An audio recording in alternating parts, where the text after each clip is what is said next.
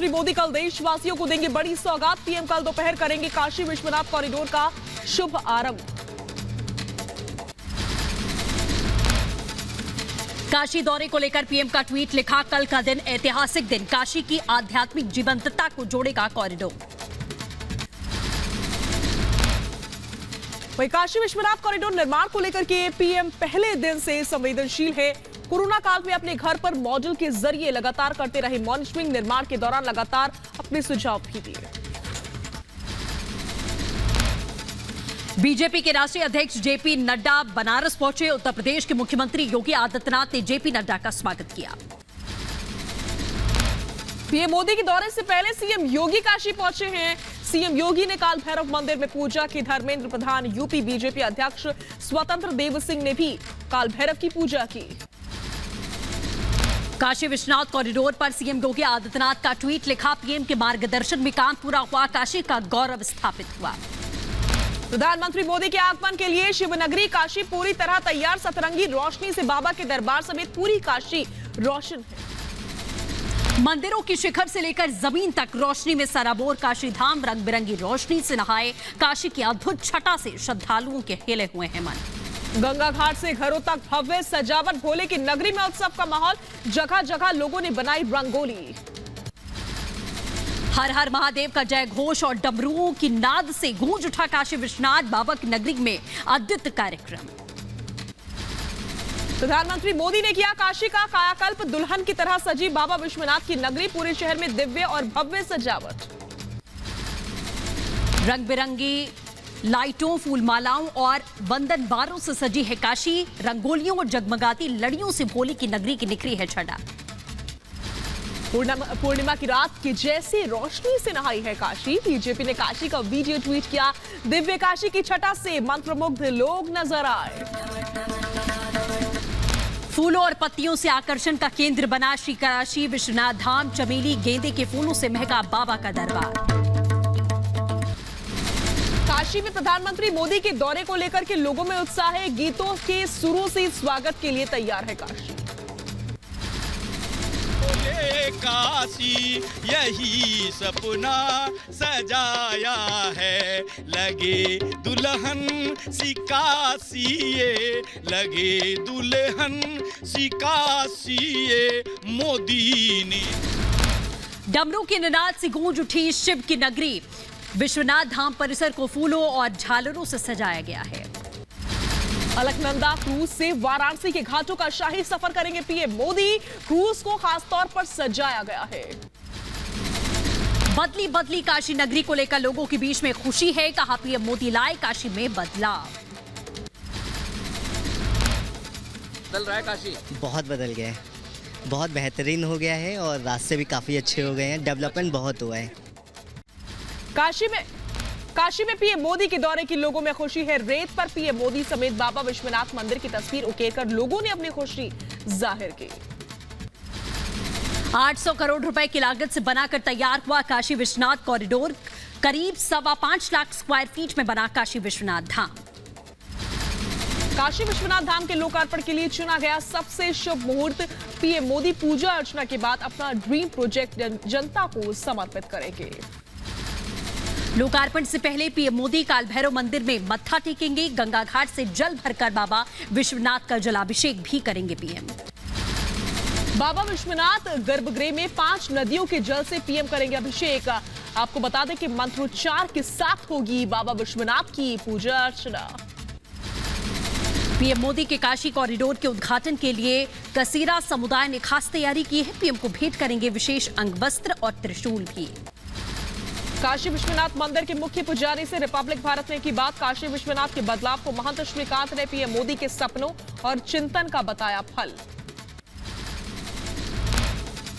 2000 square metre के दायरे में सिमटा हुआ मंदिर आज 52,000 स्क्वायर मीटर से ज़्यादा के क्षेत्रफल में भव्य और दिव्य श्री काशी विश्वनाथ धाम बनकर के तैयार है। काशी विश्वनाथ कॉरिडोर के लोकार्पण पर घाटों पर लेजर शो, दीपोत्सव की योजना है। लोकार्पण के बाद क्रूज से पीएम मोदी गंगा के दोनों किनारों पर शिव दीपावली का भी नजारा देखेंगे। कार्यक्रम में मुख्यमंत्री और डिप्टी सीएम होंगे शामिल। देश भर में 51,000 से ज्यादा जगहों पर कार्यक्रम का सीधा प्रसारण किया जाएगा। वाराणसी में कल पहली बार एक साथ जुटेंगे 11 राज्यों के मुख्यमंत्री। आयोजित होने वाले भव्य समारोह में शामिल होने के लिए मुख्यमंत्रियों के आगमन को देखते हुए विशेष तैयारियां की गई हैं। काशी विश्वनाथ धाम को भक्तों को समर्पित करने के बाद प्रधानमंत्री 14 दिसंबर को सभी मुख्यमंत्रियों के साथ सम्मेलन करेंगे। मुख्यमंत्रियों को गुड गवर्नेंस का मंत्र दिया जाएगा। कल अपने संसदीय क्षेत्र वाराणसी जाएंगे प्रधानमंत्री मोदी। दौरे से पहले की गई जोरदार तैयारी, तस्वीरों में नजर आ रही है भव्यता। प्रधानमंत्री मोदी के दौरे से पहले काशी में सुरक्षा चाक चौबंद है। जगह जगह तैनात है सुरक्षा बल। काशी विश्वनाथ कॉरिडोर के शुभारंभ के बाद में पीएम मोदी दशाश्वमेध घाट पर करेंगे गंगा आरती। सुरक्षा व्यवस्था चुस्त दुरुस्त की गई। सीआरपीएफ ने संभाली है सुरक्षा की कमान। काशी विश्वनाथ धाम के लोकार्पण पर 8 लाख घरों में बांटे जाएंगे लड्डू। बीजेपी के 1 लाख कार्यकर्ता घर घर तक जाएंगे और 16 लाख लड्डू पहुंचाएंगे। लड्डू बनाने के लिए कई दिनों से जुटे हुए हैं हलवाई। हर पैकेट में 2-2 लड्डू रखकर डोर टू डोर प्रसाद पहुंचाया जाएगा। वाराणसी में निकाली गई शोभा यात्रा। काशी विश्वनाथ परिसर में शोभा यात्रा में शामिल हुई लड़कियां। यूपी के बनारस में स्वच्छता अभियान के तहत में सड़क पर उतरे बीजेपी के कार्यकर्ता। बीजेपी के राष्ट्रीय अध्यक्ष तरुण चुग ने लगाए झाड़ू। सह प्रभारी सुनील भाई ओझा भी मौजूद थे। कॉरिडोर के उद्घाटन से पहले ही काशी विश्वनाथ मंदिर में दर्शनों के लिए श्रद्धालुओं की बड़ी संख्या रही। कॉरिडोर घूमने और विश्वनाथ मंदिर देखने के लिए लोगों की भारी भीड़ नजर आई। समाजवादी पार्टी के अध्यक्ष अखिलेश यादव का काशी कॉरिडोर को लेकर दावा। कहा सपा ने कॉरिडोर की शुरुआत की। और काशी विश्वनाथ कॉरिडोर भी अगर किसी ने कैबिनेट में पास किया था तो शुरुआत किसी की थी तो समाजवादी सरकार की थी। वो भी हम डॉक्यूमेंट दे देंगे आपको, क्योंकि इस बार तो डॉक्यूमेंट के साथ बात करनी है। अखिलेश यादव के दावे पर बीजेपी अमित माफिया ने कसा तंज। ट्वीट में लिखा झूठ बोलने की भी हद होती है। क्रेडिट चोरी करने वाले अरविंद केजरीवाल से भी आगे निकल गए। हिंदुत्व पर राहुल गांधी का हमला। बोले हिंदुत्ववादियों को देश से निकलना है। मैं हिंदू हूं, हिंदुत्ववादी नहीं। मैं हिंदू हूं मगर हिंदुत्ववादी नहीं हूं। ये सब हिंदू हैं मगर हिंदुत्ववादी नहीं है। राहुल गांधी पर बीजेपी नेता गौरव भाटिया का पलटवार। कहा गांधी परिवार हिंदू और हिंदुत्व के प्रति षड्यंत्र चला रही है। हिंदू धर्म और हिंदुत्व को बदनाम करने की कोशिश हो रही है। एक षड्यंत्र गांधी परिवार द्वारा हिंदुओं के प्रति, हिंदुत्व के प्रति चलाया जा रहा है। राहुल गांधी के हिंदुत्व विरोधी बयान पर बीजेपी हमलावर। कहा राहुल गांधी मजबूरी में खुद को बता रहे हैं हिंदू। हिंदुत्व वाली बयान पर मचे घमासान को लेकर के राहुल गांधी ने लिखा ट्वीट। लिखा हिंदुत्ववादी सुनकर मुझ पर वार किया जा रहा है। कर लो, मैं डरता नहीं हूं। लखनऊ में पूर्व विधायक कालीचरण राजभर समेत कई नेताओं ने बीजेपी की सदस्यता हासिल की। कैबिनेट मंत्री ब्रजेश पाठक, अनिल राजभर की मौजूदगी में थामा बीजेपी का दामन। यूपी विधानसभा चुनाव से पहले बीजेपी बीएसपी को बड़ा झटका लगा है। सपा में शामिल हुए जय चौबे, विनय शंकर, यूपी विधानसभा के पूर्व सभापति गणेश शंकर समेत कई लोग। समाजवादी पार्टी के सदस्यता अभियान में हरिशंकर तिवारी के बेटे समेत कई नेता शामिल हुए। समाजवादी पार्टी ने कहा यह सरकार लोकतंत्र की नहीं राजतंत्र की है। हरिशंकर तिवारी के बेटे को सपा में शामिल करने पर राज्य के कानून मंत्री ब्रजेश पाठक का अखिलेश यादव पर हमला। कहा सपा का नाम होना चाहिए माफियावादी पार्टी।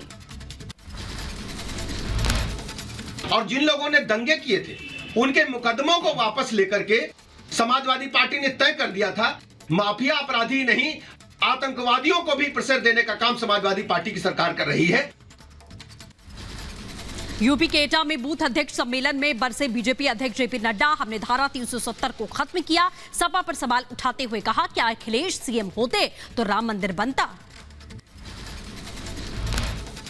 धारा 370 को समाप्त कर दिया, ये हमारी पार्टी करती है। कभी अखिलेश की सरकार होती तो राम जन्मभूमि पर भव्य राम मंदिर बनता क्या?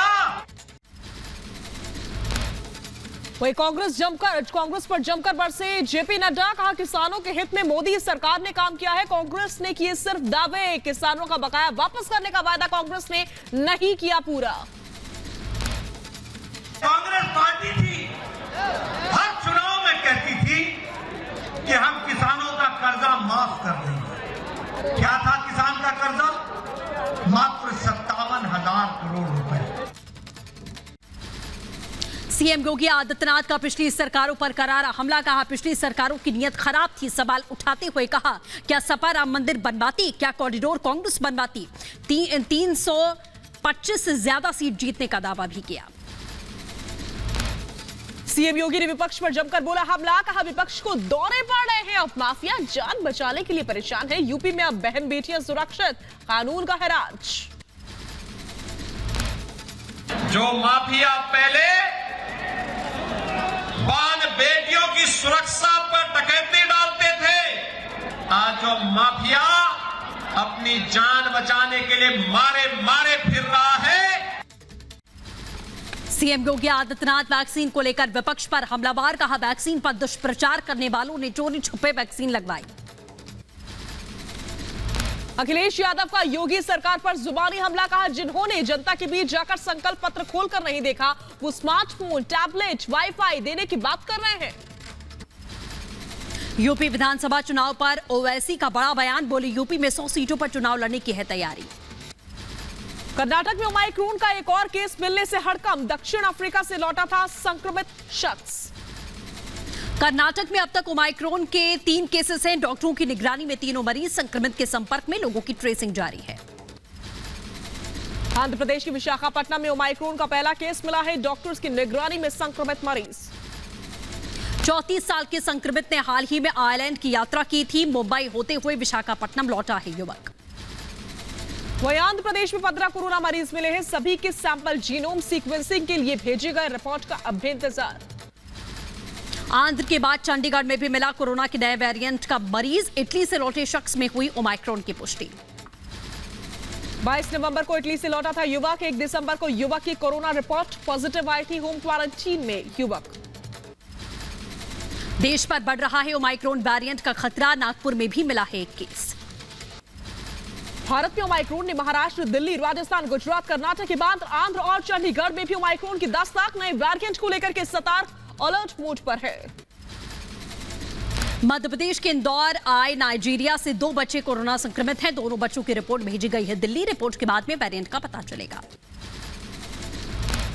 ओमाइक्रोन की टेस्टिंग के लिए अब 4 दिन का नहीं करना होगा इंतजार। महज 2 घंटे में आएगा रिजल्ट। आईसीएमआर ने बनाई आरटीपीसीआर किट।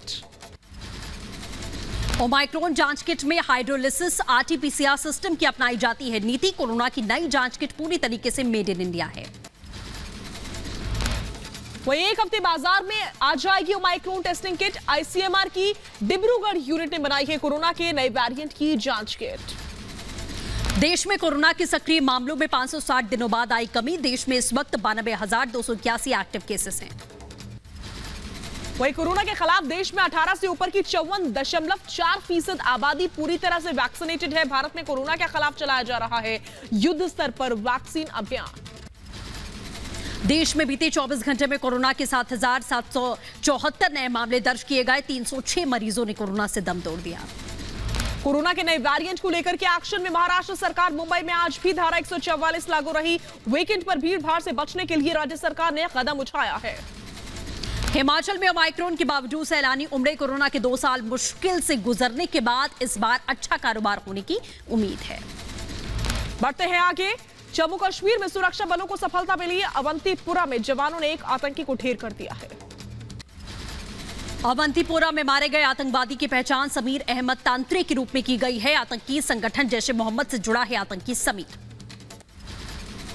पाक परस्त आतंकी समीर घाटी में नवंबर 2021 में था एक्टिव। सेना ने भारी मात्रा में हथियार बरामद किए हैं।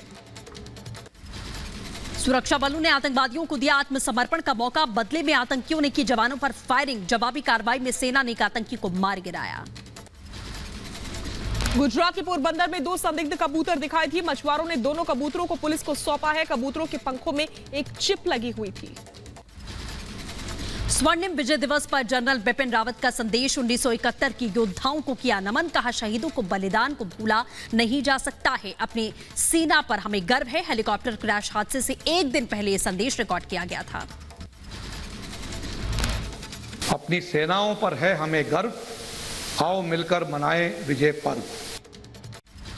स्वर्णिम विजय दिवस पर जनरल बिपिन रावत के संदेश को प्रसारित किया गया।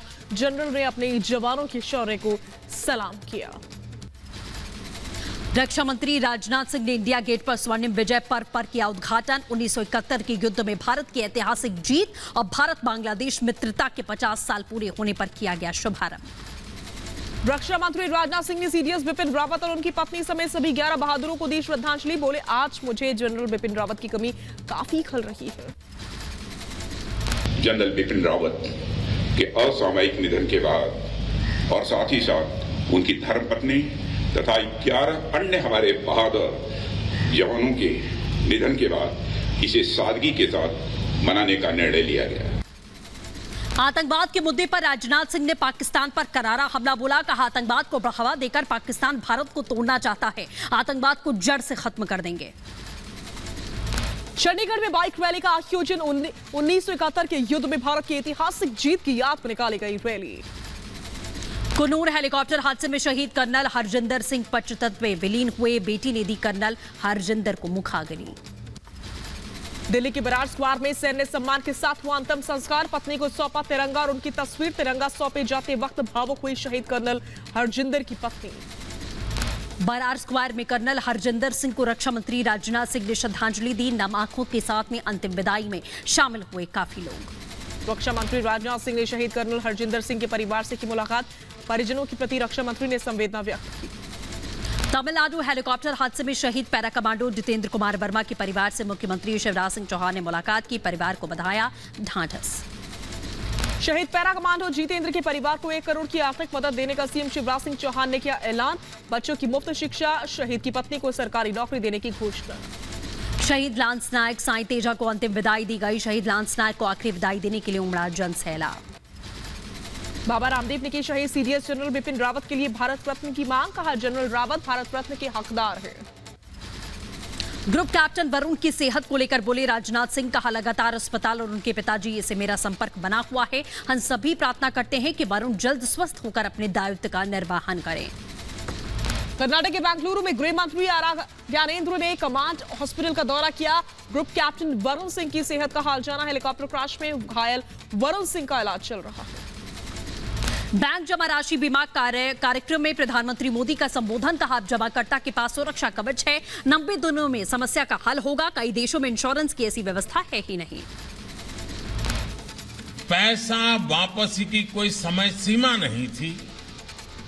अब हमारी सरकार ने इसे 90 डेज 90 दिन यानी कि 3 महीने के भीतर ये करना ही होगा, ये कानूनन तय कर लिया। अपने संबोधन में बोले पीएम मोदी, हमारी सरकार में हुए रिफॉर्म, इंश्योरेंस राशि 1 लाख से बढ़कर 5 लाख। पिछली सरकारों ने नहीं किया तो लोगों ने मुझे चुन लिया। पहले कोई जवाबदेही नहीं थी। बीमा कार्यक्रम में संबोधन के दौरान बोले पीएम मोदी, दशकों पुरानी समस्या का समाधान हुआ। 1 लाख से ज्यादा जमाकर्ताओं को मिले 1300 करोड़ रुपए। अपने संबोधन में पीएम मोदी ने कहा, बैंकों का लोकतांत्रिकरण हुआ। बैंकों में 76 लाख करोड़ सुरक्षित हुए। सहकारिता के लिए नया मंत्रालय बना। पीएम मोदी ने पिछली सरकारों पर निशाना साधा। बोले, पहले समस्या को सिर्फ टाला जाता था, लेकिन नए भारत में समस्याओं का हल किया जाता है। गाजीपुर बॉर्डर से किसानों की घर वापसी जारी है। उखड़ने लगे तंबू प्रदर्शन स्थल से अपना सामान बांधकर घरों की ओर बढ़ रहे हैं किसान। भारतीय किसान यूनियन के नेता राकेश टिकैत का बयान। बोले, 15 दिसंबर तक पूरी तरीके से खाली होगी बॉर्डर। 15 जनवरी को संयुक्त किसान मोर्चा की होगी बैठक। वही रवाना हो रहे हैं किसान। किसानों ने इसे फतेह मार्च का नाम दिया है। आंदोलन में सहयोग करने वालों का शुक्रिया भी अदा किया इस बीच। सिंघू बॉर्डर से भी घर की ओर बढ़ रहे हैं किसान। प्रदर्शन स्थल से निकाले गए टेंट, सीमेंट और ईंट से बनाए गए आश्रय स्थल भी हटा दिए गए। किसानों की वापसी के बाद सिंघू बॉर्डर से पुलिस ने बैरिकेडिंग हटाने का काम किया शुरू। ट्रेन की मदद से हटाई जा रही है बैरिकेडिंग। यूपी के शामली में किसानों की महापंचायत में दूर दूर से जुटे किसान। प्रधानमंत्री के ट्विटर अकाउंट के साथ देर रात हुई छेड़छाड़। हैकर्स ने 3 मिनट में किए 2 ट्वीट, जिसे बाद में हटा दिया गया। प्रधानमंत्री मोदी का ट्विटर अकाउंट पूरी तरीके से सुरक्षित है। प्रधानमंत्री कार्यालय ने जारी किया और कहा कि हैकिंग के दौरान हुए किसी भी ट्वीट को अनदेखा आप करें। प्रधानमंत्री मोदी के ट्विटर अकाउंट मामले को लेकर के ट्विटर ने भी सफाई दी। कहा, हमारी टीमों ने हैक किए गए अकाउंट्स को सुरक्षित करने के लिए आवश्यक कदम उठाए। उत्तराखंड के सीएम धामी का प्रियंका गांधी पर निशाना। कहा, सीडीएस बिपिन रावत के गम के बीच में गोवा में डांस कर रहा है विपक्ष। हरियाणा में खुले में नमाज पर प्रतिबंध पर बोले उमर अब्दुल्ला, हर धर्म पर प्रतिबंध क्यों नहीं, हरियाणा के मुख्यमंत्री का फैसला गलत। एआईएम प्रमुख ओवैसी ने बीजेपी नेता के खुले में नमाज वाले बयान पर किया पलटवार। बोले, सांप्रदायिक बयान देती है बीजेपी नेता के आंखों का नंबर कमजोर है। आंख का नंबर कमजोर है तो ऐनक लगा लीजिए। सिर्फ हर चीज मुसलमान को नजर क्यों आता है। वहीं कोशिशों में जुटा है शिरोमणि अकाली दल। पंजाब विधानसभा में बीएसपी के साथ मिलकर चुनाव लड़ने की घोषणा की है। सुखबीर बादल का बड़ा ऐलान। पंजाब में सरकार बनी तो बसपा से होगा राज्य में एक उप मुख्यमंत्री। सुखबीर सिंह बादल का सीएम चन्नी पर हमला। कहा, सिर्फ घोषणाएं कर रहे हैं मुख्यमंत्री चन्नी, किसी भी वायदे को नहीं किया जाएगा पूरा।